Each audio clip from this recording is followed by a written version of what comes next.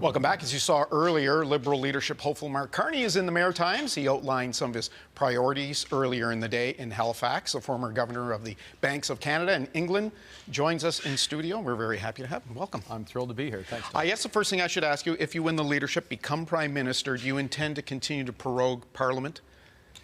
Well, Parliament's going to be back on the 24th of March. Whatever happens in the leadership, and certainly it's crucial for Canadians that Parliament is back and it's working and setting the priorities for Canadians. Look, there's lots of issues. There's lots of issues been held up. And then on top of that, we have this economic crisis that has been caused by President Trump, so it's time to act. Would you call a snap election? Look, we need a strong mandate from the Canadian people, but what we're going to do is what's right for Canadians. If we're in the middle of a crisis and there's specific things that need to get done at that point, we will do them. I want to ask you about tariffs, but first off, I'd like to ask you about your comments today that you canceled the consumer portion of the carbon tax. Does that happen on day one? Yeah, will happen on day one. And look, what's happened with the consumer carbon tax, and it's a very strong issue, as you know, here in Atlantic Canada, is it's become very divisive. So we're going to do several things, and I think this is a crucial difference. You know, Pierre Poilievre is just axe the tax. That's it. He doesn't care about the fact that most households will be worse off. He doesn't care what it means for jobs and future growth in the economy. So what we're going to do. We'll axe the consumer carbon tax. We will get the large polluters to pay for incentives for people in Halifax, across Nova Scotia, Atlantic Canada, across the country, to make investments in cleaner appliances, in EVs if they want, to insulate their home, and on and on. Those are choices that people make as well. Sorry, I had to say this, Todd. Yeah.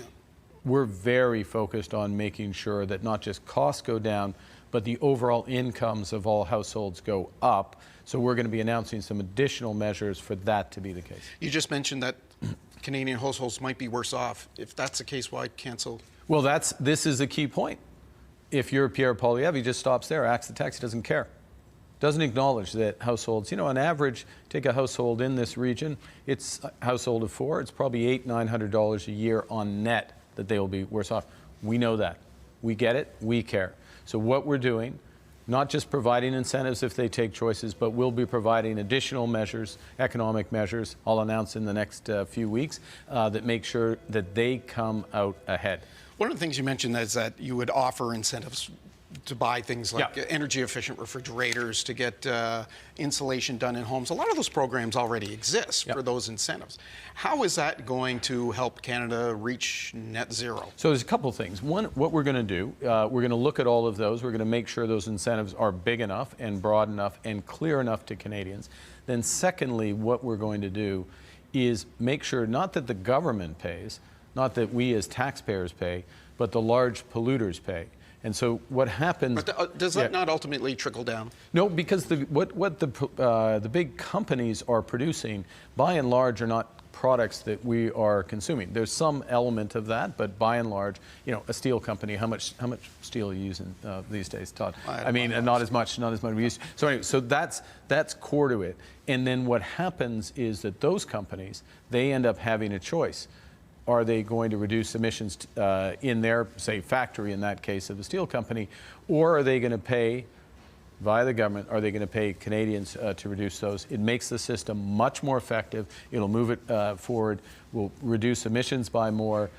We'll get more money in the pockets of hardworking Canadians. So you're going to eliminate the consumer end of the carbon tax. Ms. Freeland said she would do the same thing. Mr. Guilbeault, who was an architect of the program, who once, I believe, said he would leave government if there wasn't a carbon tax, has said that he would be able to put it aside. For years, the Trudeau government, though, has told Canadians this is the only way to get to net zero, is to have carbon pricing and to have a carbon tax. And now suddenly the Liberal Party is stepping away from it. Well, a couple of things. One is we still have carbon pricing for the large companies, and that's essential for them to become more competitive and move forward. Secondly, you mentioned Stephen Guilbeault. He would have walked away from the government if we didn't have a comprehensive plan. And this is the difference between me, who's hasn't been a career politician, doesn't just put out press releases with half-baked ideas, doesn't just go for slogans, but waits until we have a whole plan that addresses the issues. And so why Stephen Guilbeault and others, a lot of environmental groups and others are supporting what I'm doing, what I'm proposing, is because it ensures we reduce emissions by as much, if not more, than we were anyways. It makes sure that Canadian households have more in their pocketbook. It makes us more competitive. And let me make a very, very important point, Todd. You know, we're meeting here today. Literally, on the weekend, the President of the United States is threatening this country with massive tariffs, economic force. We got to stand up for Canada. We are going to stand up for Canada. But the other thing we're going to do, and we can do with this plan, if I may, and I'll stop here, is we can leapfrog the Americans. They're turning inwards. They're trying to turn back the clock. This country, this region, we can move forward. We're putting in place the policies to do that. So how do you do that? You called earlier today, you called President Trump a bully. What would you do specifically tomorrow to counter those tariffs? Because they're coming. So first thing, and I'll be absolutely clear, you're in a negotiation, you want to have a united front. We have our negotiators literally down there right now as we're talking. Melanie Joly, the foreign minister, the finance minister is down, our public safety minister, David McGuinty. I'm four square behind them, lockstep. But what specifically do we do? You do a couple of things in a negotiation, particularly with a bully. First up, you stand up to that bully. They're going to put tariffs on us. We're going to put tariffs on them. We'll match dollar to dollar. We will target those tariffs where it hurts the most in the United States, hurts the least in Canada. First thing. Second thing, what you always do in a negotiation, and I've been in a lot of negotiations, what you always do in a negotiation is you strengthen your outside option. What is our outside option in Canada? That is to make this economy as strong as possible. Take measures, and that's why I'm in this race, to make our economy as strong as it can be, and not just stronger than it has been, but the strongest economy in the G7. I'll ask you about that in a second. Late yesterday, President Trump said they might exempt Canadian oil and gas. Are you prepared to use oil and gas by taxing or curbing exports as a bit of a hammer in a trade war? Yeah. A couple of things about President Trump. He said a lot. He said we will, April 1st, February 1st, maybe February 15th, maybe oil and gas in, maybe this, maybe that. Justification for this changes all the time. Someday it's fentanyl, sometimes. So we got to be a little careful on over indexing on what he says at any individual moment, and just be clear. First and foremost, we're going to stand up. Secondly, where I started, which is no, we've got to keep our cards close to ourselves. There's no point turning over the cards in a negotiation in a poker game. But there are certain things that are much more effective in hitting the Americans, protecting our economy. And I think there's a hierarchy of measures that we would take.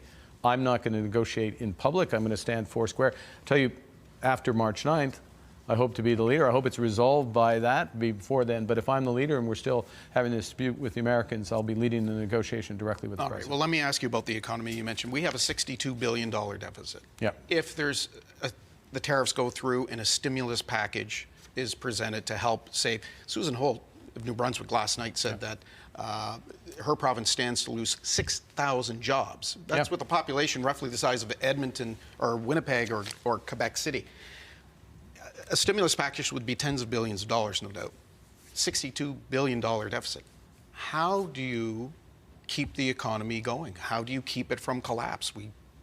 Those are big numbers. Can we afford that? I just want to be clear. Let's be clear. It's important to use words properly. I'm Prime Minister.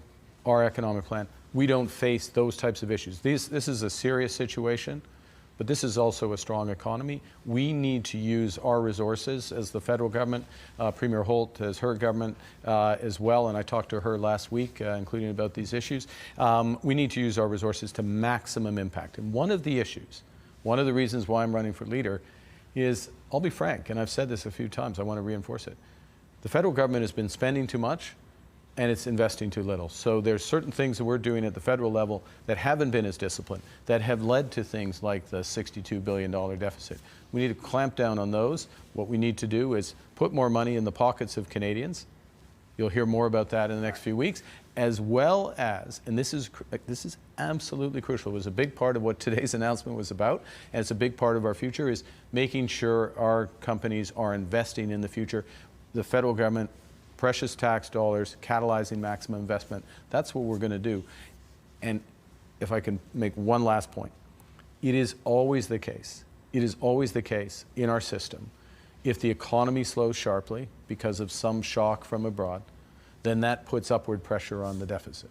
And what you need to do in that circumstance is make sure that you're spending on the right things, being resolute, providing a plan to move forward, and that's what we'll do. I've only got about 30 seconds here, but I want to get this in. You said this morning that you're not a politician. You've got the support of the majority of the Trudeau government caucus.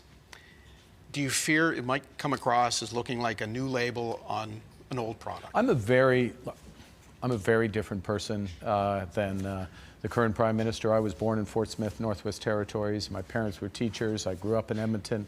I'm a goalie. He's a snowboarder. You know, there's lots and lots of differences.